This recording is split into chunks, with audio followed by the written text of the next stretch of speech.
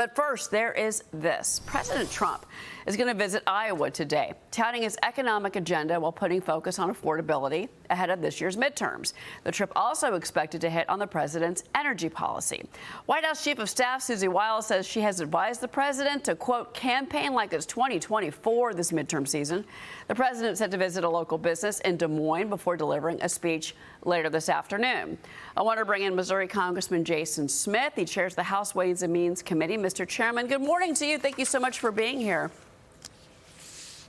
It's always great to be with you, Cheryl. Yeah, so let's first talk about the president later today. He's going to be going to a local business. He's landing in Des Moines. He's going to be giving this major address. Affordability and energy are the topics that we're hearing from the White House. This is President Trump going out there to sell you and your message and the Republican message to the American people, something he does really well when he gets out there. What are your thoughts? The president does a phenomenal job. Anytime you can get out of Washington and be with real America, that is what's important. We've done that with the Ways and Means Committee. The president does that extremely well. Yesterday was the start of the tax filing season. And because of passage of the One Big Beautiful Bill, the Working Families Tax Cut provision, we will see the largest refunds in the history of America. In fact, more than $91 billion of an increase. That's 26% on average. It is projected that every single American will face about $1,000 increase in their refund. This is very helpful when people are struggling to put food on their table, clothes on their backs, and gasoline in their cars. So when the president goes out to Iowa today, the other component that we're hearing about is energy policy. And you know, these moves, look, I mean, we had, you know, the capture of Nicolas Maduro. We may be opening up production and refining capacity from Venezuela. You've got this armada, you know, the president telling Axios, last night or Sunday night about the armada that's, you know, moving towards Iran. I mean, that global energy story is changing. But how does the president sell that to the American people? Gas prices are incredibly low right now, near historic lows. What's the next leg in that, do you think, especially when it comes to, say, electricity prices? Anytime you pull up at the gas pumps right now in the Midwest, they're the lowest they've been in 5 years. So that's a step in the right direction, and that's because of the actions of President Trump and this administration. And so he's not going to settle for that. The president is not someone who just is okay with getting by. He wants to make sure that there's jet fuel on this economy, and one way that you do that is making sure that you have low energy prices. So President Trump sat down with Marie Bartiromo last week when they were in Davos, and she asked him about the upcoming midterms. Listen to this. So we're having a great year, but Democrats have had good years as presidents too, and they lose the midterms. So for whatever reason, I mean, I think I saw where it's 2 out of the last 50 years, 1, 2. And you say, how is that possible? So there's something psychological that if you're president, no matter how well you're doing, you don't do well in the midterms. This is Republican, Democrat. The numbers are staggering. It doesn't make sense. We should do well. We should do well. And we're going to fight like hell to do well. Because, look, we don't want to have anything. What we've done is we've created a miracle. This country is stronger. It's doing better than it's ever done. And you're going to see that. And, you know, we inherit a lot of debt, 36, but growth will make that a small number. Congressman, your reaction to that? You know, without a doubt, the odds are against us. If you just look at history, I think only 4 times in the last 100 years has a party that was in power actually picked up seats. But I'll tell you, under the leadership of President Trump and what he has done in his first year in office, which is more than any president I've ever seen in their combined 8 years, that's phenomenal. So expect the unexpected. There's no one that's going to work harder to make sure that that we maintain control of the House of Representatives and the Senate than President Donald Trump. Yeah, well, and certainly there is a lot at stake. I mean, you know, talking about whether it's potentially another shutdown, which the president also addressed with Maria. You know, Congress is racing against the clock right now to pass this government spending package.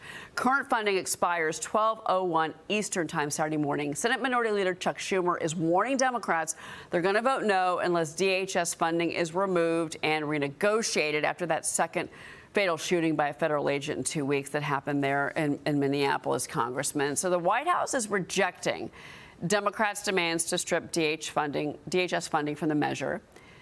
First off, do you think there's going to be another government shutdown? Second, how do you handle or combat the issue of funding for DHS and these threats that are coming from Schumer? I mean, are we looking at another Schumer shutdown? Because this chorus got louder on the Democratic side after that shooting on Saturday.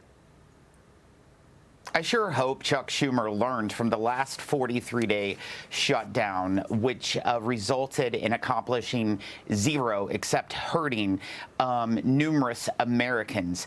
When you make the statement that you will not vote for the Department of Homeland Security bill, you are saying that you are not going to fund FEMA when we're in the snowmageddon right now with those natural disaster storms going across more than 2/3 of our nation. You're not going to fund TSA agents. You're not going to fund the Coast Guard. Why Chuck Schumer would want to play politics with that is unacceptable. Just before Saturday, Cheryl, before Saturday, the Democrats supported everything that the House passed last week. It wasn't until that shooting on Saturday. Now, because of politically charged reasons, they are willing to shut down government, to defund FEMA, to defund the Coast Guard, and defund TSA. You talk about air travel. When people can't get their planes, they can thank Chuck Schumer and the Senate and House Democrats for that. Well, let's talk about Minnesota, because yesterday Maria interviewed several lawmakers on this issue and how to handle what has become a very explosive situation in Minneapolis. Listen to this. If I were President Trump, I would almost think about, okay, if the mayor and the governor are going to put our ICE officials in harm's way, and there's a chance of losing more, innocent lives or whatever, then maybe go to another city and let the people of Minneapolis decide, do we want to continue to have all of these illegals? Are we going to allow our governor, attorney general, and mayor to get away with this? I don't agree with that. The push to abolish ICE is dangerous. You have Democrats in the Senate, Chuck Schumer, now talking about shutting the government down again for the sole purpose of defunding ICE and preventing federal officials from enforcing our immigration law. That is not how we should be operating. And by removing ICE or defunding ICE or abolishing ICE, you are allowing this lawlessness to continue. Let's remember, ICE is in a lot of places around the country and Border Patrol, and you don't have these problems anywhere but Minneapolis. That's because you've got very failed leadership on the ground there. And President Trump laid it out really well.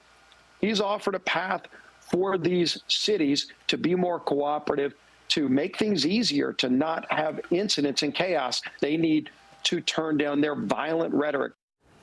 Congressman Greg Urbino is being removed from Minneapolis. Tom Homan is going to be taking over for the administration. What are your thoughts on all of this? And what is the path forward to de-escalate the situation there?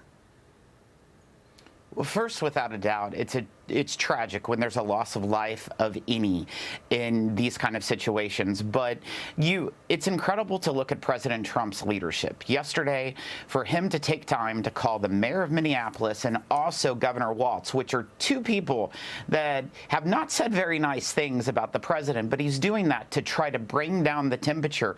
If you look at other cities that ICE has went into, whether it's New Orleans, whether it's Memphis, Chicago, LA, you haven't seen these kinds of interferences during the ICE procedure. So, like, I think that local, state, and federal people can work together for the common good to enforce our immigration laws. That is what's important. Chairman Smith, it's always great to speak with you. We're going to be watching all of your work here. It's so important. Thank you for being here. It's great to be with you, Cheryl. All right.